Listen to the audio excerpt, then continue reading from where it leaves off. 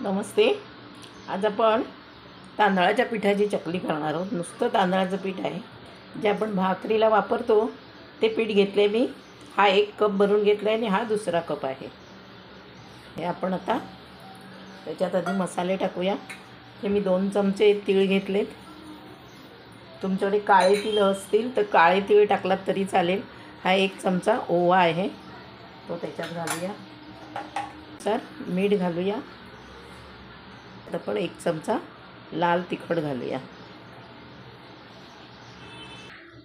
हे पण सगळं व्यवस्थित मिक्स करून घेऊया। आधी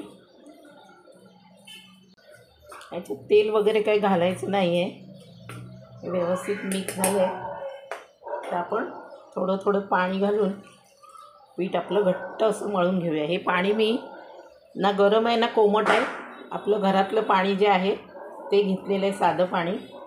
पीठ एकदम आपल्याला घट्ट मळायचं आहे।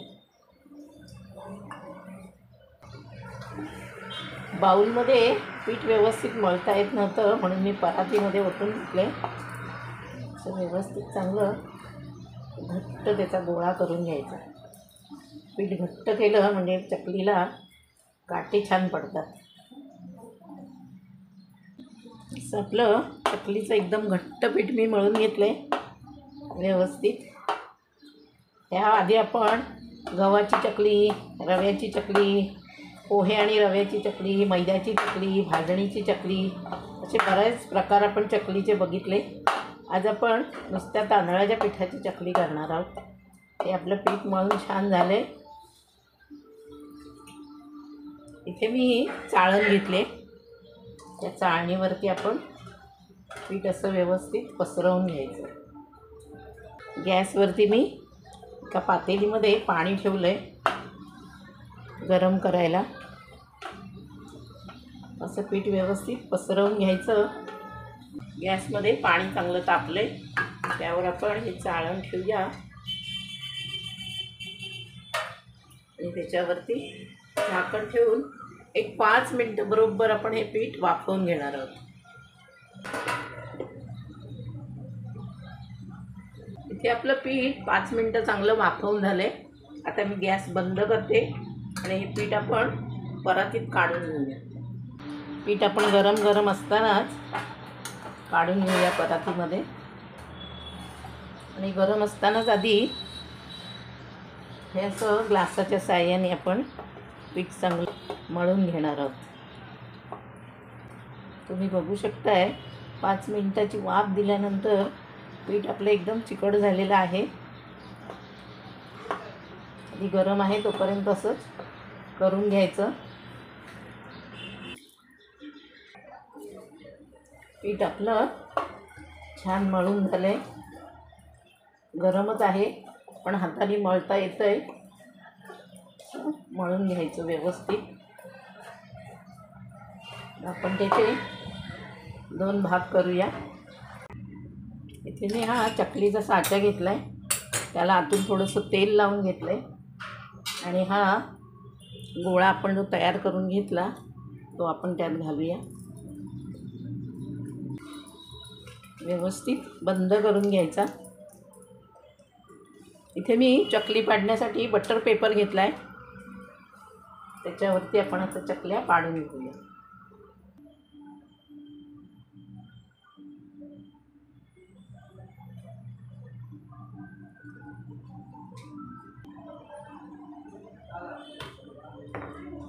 अशा आपल्या मस्त चकल्या पडत आहेत, अजिबात तुटत नाही आहेत।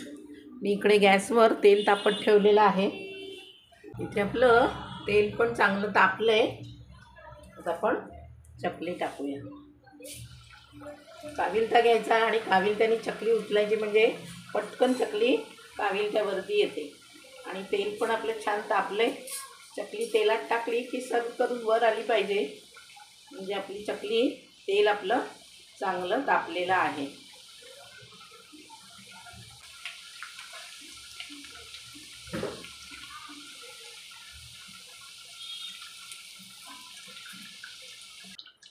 चकलीचे बुडबुडे यायचे बंद झाले की समजायचं चकली चांगली शेकली आहे म्हणून। आता आपण या चकल्या आपल्या काढून घेऊया।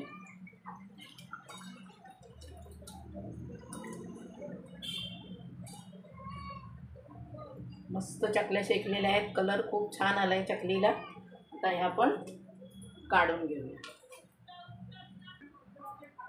अशा आपल्या मस्त चकल्या तयार झालेल्या आहेत, एकदम कुरकुरीत झालेल्या आहेत चकल्या. कलर पण छान आला आहे चकलीला. तुमच्याकडे जर काळे तीळ असतील तर आणखी त्याच्यात उठून दिसतात ते काळे तीळ. तर अशा छान चकल्या आपल्या तयार झालेल्या आहेत. एक तुम्हाला काटे पण बघा किती मस्त आलेत, त्याला पीठ घट्ट असल्यामुळे काटे छान आलेत. आणि चकली अजिबात करताना किंवा तळताना अजिबात कुठेही तुटलेली नाही आहे. आपण जे 2 वाट्या पीठ घेतलं त्याच्यामध्ये 21 चकल्या झाल्या.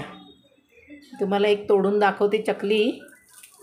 या बघा, एकदम खुसखुशीत झालेल्या आहेत चकल्या आणि खायला पण खूप छान लागत आहेत. अशाच तुम्ही पण करा आणि तुमच्या प्रतिक्रिया मला कमेंट करून सांगा. व्हिडिओ आवडला तर लाईक करा, चॅनलला सबस्क्राईब करायला विसरू नका.